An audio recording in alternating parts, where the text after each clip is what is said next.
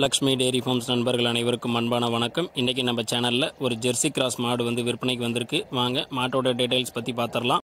நீங்கள் இப்போ பார்த்துட்டு இருக்கிற மாடு சேலம் மாவட்டம் ஆத்தூருக்கு பக்கத்தில் சார்வாய் அப்படின்ற கிராமத்தில் தினேஷ் என்பவர்கிட்ட இருந்து வந்திருக்கு.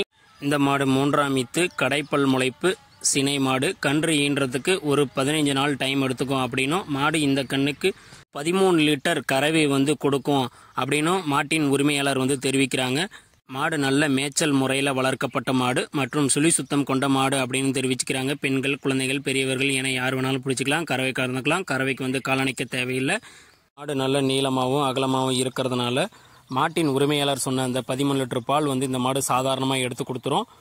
மாடு நல்ல மேய்ச்சல் முறையில் வளர்க்கப்பட்ட மாடு, அதனால் தண்ணி தீவனத்துக்கு எந்த பிரச்சனையும் இருக்காது அப்படின்னும் நம்ம விற்பனையாளர் வந்து தெரிவிக்கிறாங்க.